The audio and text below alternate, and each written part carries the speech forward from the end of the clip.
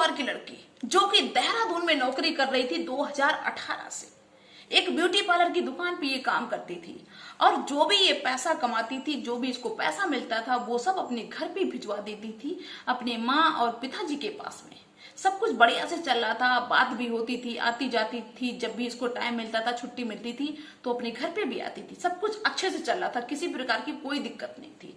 लेकिन दोस्तों, आज के ठीक 3 महीने पहले, यानी ये बात है 26 दिसंबर 2023 की, उस दिन से इस लड़की का फोन लगना बंद हो गया।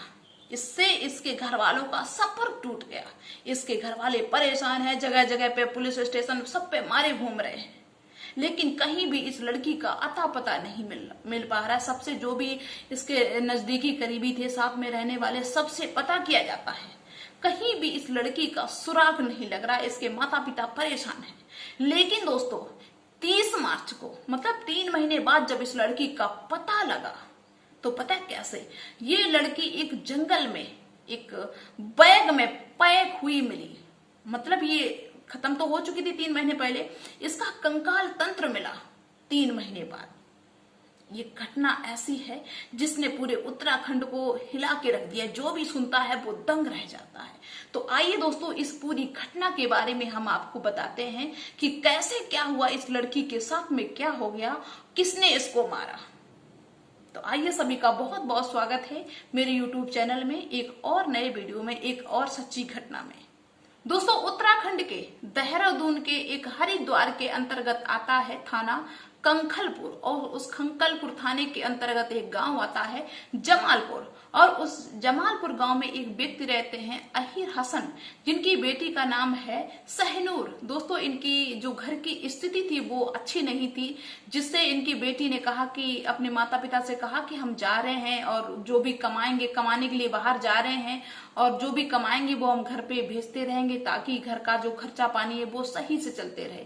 दोस्तों, ये सहनूर सन 2018 से अपने घर से निकलती है और इसके बाद में वहां पे कमाती है, पैसे भी बेचती रहती है, और जब इसको छुट्टी मिलती है तो आती जाती भी रहती है। सब कुछ अच्छे से चल रहा था।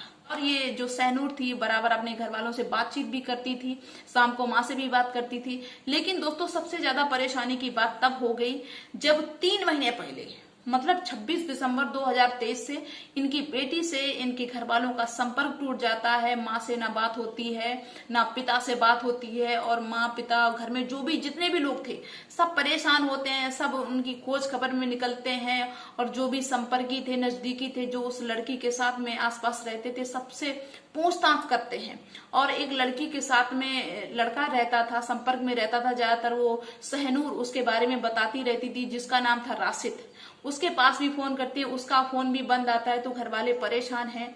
माँ बहुत ज्यादा परेशान हो जाती कि आखिर में मेरी बेटी कहाँ पे गई, कैसे इसका पता लगाएं, क्योंकि कोई गांव गली तो है नहीं जो जल्दी से पता लग जाए। सिटी की बात है, पता नहीं लग पाता है। माँ जो है वो हरिद्वार पुलिस के पास में जाती है जहाँ पे वो रहती है, तो हरिद्वार की पुलिस कह देती है, नजदीकी जो भी पुलिस स्टेशन होगा, कि ये वहाँ देहरादून की बात है, वहां की पुलिस से संपर्क करो, हम यहाँ से कुछ नहीं कर सकते हैं। और दोस्तों, इस सहनूर की माँ सहरूल परेशान होती है। इसके बाद में देहरादून जाती है। देहरादून में एक थाना पड़ता है पटेल नगर, उस थाने में 29 जनवरी को जाती है और वहां पे शिकायत करती है और अपनी रिपोर्ट लिखाती है। लेकिन पुलिस वाले ज्यादा कोई एक्टिव नहीं दिखाई दे रहे थे कि हाँ, इसने अब रिपोर्ट लिखाई है तो जल्दी से हम फटाक से ढूंढना शुरू कर दें। बिल्कुल ही पुलिस शांति से बैठी रही। माँ कहती है कि नहीं, पता लगाओ मेरी बेटी कहाँ है, जिद करके बैठ जाती। इसके पहले भी इसकी माँ पटेल नगर आई थी, लेकिन पुलिस वाले वो नहीं कहते कि इतनी जल्दी से नहीं सुनते हैं कि इस मामले को सीरियस ले। दोस्तों, क्या होता है कि शिकायत करके चली जाती है, अपनी रिपोर्ट लिखाती है। दोस्तों, लड़की देहरादून में जहाँ पे रहती थी, वहां पे वो थाना पड़ता था पटेल नगर, और पटेल नगर थाने के अंतर्गत कॉलोनी पड़ती थी संस्कृति विहार। और जो आसपास के लोग थे उन्होंने ये बताया कि इस लड़की के साथ में एक राशिद नाम का लड़का भी साथ में रहता था। दोस्तों, राशिद की भी पुलिस खोज खबर करती है। राशिद जो था वो यूपी का रहने वाला था, मुजफ्फरपुर का रहने वाला था। तो उसके घर पे भी पुलिस आती है, उसके माता पिता से पूछताछ करती है, लेकिन कोई भी पता नहीं चलता है। उनके घर वाले कहते हैं कि नहीं, मुझे नहीं पता कि कौन कहाँ पे कैसे रहता है। ये मामला वहीं पे शांत बना रहता है। लेकिन दोस्तों, 30 मार्च को क्या होता है कि यही लड़का जो राशिद, जो सहनूर के साथ में रहता था, वो 3 महीने बाद उसी रूम पे जाता है। वो जहाँ पे सहनूर रहती थी, क्योंकि 3 महीने से वो कमरा बंद था, उसमें ताला लगा हुआ था और उसमें जो भी सामान था वो सब भरा हुआ था। ये लड़का जाता है और उस ताले को खोलता है और जो भी सामान होता है, जो भी कमरे में सामान था, उस सामान को भरने लगता है बोरी वगैरह में साथ में ले जाने के लिए। लेकिन तभी वहां के जो लोग हैं उन्होंने कैसे करके पुलिस को ये सूचना दे दी कि जो लड़की मतलब अभी तक गायब है और जो लड़का साथ में रहता था वो लड़का आज आया है और वो सामान भर रहा है। वैसे ही दोस्तों पुलिस ने उस लड़के को धर दबोचा, पुलिस वहां पे पहुंच जाती है और उस राशिद को पकड़ लेती है। दोस्तों राशिद से पूछा कि तुम बताओ, ये जो सैनूर थी तुम्हारे साथ में रहती थी, कहाँ गई? लेकिन राशिद कहता है कि मुझे कुछ नहीं पता है। वो जो सैनूर थी वो अक्सर रात में आया जाया करती थी और मुझे पता नहीं कहाँ वो आती थी, कहाँ जाती थी। मैंने उससे कई बार पूछने का प्रयास किया लेकिन उसने मुझे बताया नहीं। लेकिन पुलिस है, इतने से उत्तरों से कहाँ मानने वाली, पुलिस को इतनी संतुष्टि जल्दी कहाँ हो जाती है। पुलिस उसको थाने में ले जाती, इसके बाद में उसकी जम की पिटाई होती है। अपने हिसाब से पुलिस ने उसको पूछने की शुरुआत की। वैसे ही दोस्तों जो भी उसने खुलासा किया, जो चौंकाने वाला खुलासा किया, उसने सबके रोंगटे खड़े कर दिए। दोस्तों राशिद बताता है कि सोशल मीडिया पे मेरा अकाउंट है, मेरी आईडी बनी हुई है, जिसके थ्रू हम जो जिससे भी चाहते हैं उससे मैसेज करते हैं, चैटिंग करते हैं, जो भी जैसा भी अच्छा लगता है। लेकिन एक दिन मेरे सामने सहनूर की आईडी आई, मैंने सहनूर से मैसेज किया और चैटिंग करने लगी।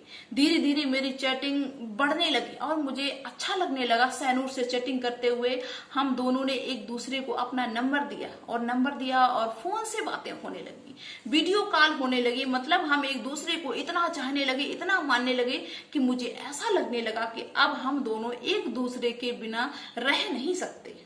तो मैंने सहनूर से कहा कि सहनूर अब हम साथ में रहेंगे, तुम जहां पे हो वहां उस जगह को छोड़ दो, एक ऐसी जगह पे कमरा लो जहां पे हम साथ में रह सकें। सहनूर भी पागल थी इसकी बातों में, इसके प्यार में। सहनूर ने कहा ठीक है राशिद, आ जाओ तुम, हम अरेंज करते हैं, देखते हैं एक कमरे को। सहनूर यहाँ मुजफ्फरनगर का रहने वाला था, ये भी पहुंच जाता है देहरादून में।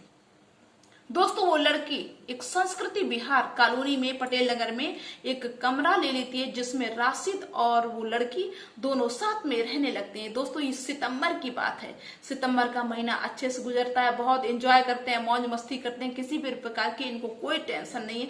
और ये सहनूर जो है घर पे बात भी करती रहती है माँ से और माँ को बताती है ये कि मेरा दोस्त है और कोई कुछ भी बात नहीं है। सितंबर का महीना बीतता है, अक्टूबर का बीतता है, नवंबर का बीतता है। लेकिन दोस्तों जो सहनूर थी ना, ये अपने कमरे पे आए दिन लेट आने लगी है। किसी किसी दिन रात को आती है। जब ये रात को आती है तो राशिद इसका विरोध करता है कि तुम इतनी रात में क्यों आती हो, कहाँ जाती हो, क्या करती हो। तो वो सहनूर थी, वो ये कहती है कि मेरा काम है, ब्यूटी पार्लर का काम करती थी, कहती थी कि रात में मेरा काम है इसलिए हम लेट आते हैं। लेकिन ये कभी कभार बहुत लेट आने लगी, 1 बजे रात को, 2 बजे रात को, आए दिन इनका झगड़ा होना शुरू हो गया। एक दिन की बात है कि ये डेट 26 दिसंबर 2023 की थी। ये 2 बजे रात को आई।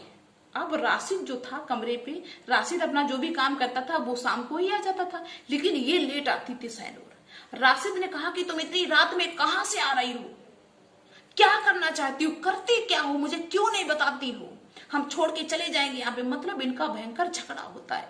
तभी सहनूर ने राशिद को एक तेज थप्पड़ मारा, जिससे राशिद को बहुत गुस्सा आ गया। जाहिर सी बात है कि जब भी कोई ऐसा रिएक्ट करता है तो सभी को गुस्सा आ जाता है। राशिद को गुस्सा आ गया और राशिद ने उस सहनूर का गला पकड़ लिया, क्योंकि काफी दिनों से इनकी खटपट वैसे भी चलती थी। जो प्यार का भूत था ना, वो धीरे धीरे वैसे भी उतर रहा था, नफरत में बदल रहा था। राशिद ने इस सहनूर का गला पकड़ लिया और गला तब तक पकड़े रहा जब तक उसके प्राण नहीं निकल गए। दोस्तों सहनूर मर जाती है। जब मर जाती है तभी राशिद कहता है कि हम बैठ जाते हैं, सोचते हैं कि अब क्या करें। इसको कोई भी रास्ता नजर नहीं आता। सुबह हो जाती, 10 बज जाते, सुबह शाम हो जाती। ये एक मार्केट में जाता है और वहां से एक बड़ा सा बैग लेके आता है। दोस्तों बैग लेके आता है और अपने कमरे में जाता है जहां पे सहनूर मरी हुई रखी थी। अब ये सहनूर को उस बैग में पैक करने की कोशिश करता है, लेकिन वो बैग में पैक नहीं होती है। तो ये फिर सहनूर के हाथ पैर तोड़ता है, मतलब इकट्ठा बना लेता, गठरी जैसा इकट्ठा बना के उसको दाब दूब के उसी बैग में पैक कर देता है। और जब उठाता है तो ऐसे तो उठ नहीं जाएगा भाई, वजन होता है।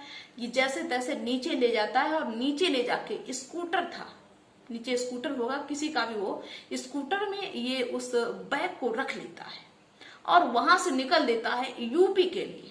रास्ते में इसको आशारोडी एक चेक पोस्ट पड़ता है, वहां पे ये चेकिंग कराता है जैसे भी हो, और ये वहां से निकल आता है। दोस्तों सहारनपुर का एक बिहारीगढ़ इलाका है जहां पे इतना जंगल घना, इतना जंगल है कि दूर दूर तक किसी की कोई आवाज तक सुनाई नहीं देती है, चाहे कोई चीखता रहे, चिल्लाता रहे, कुछ भी सुनाई नहीं देता है।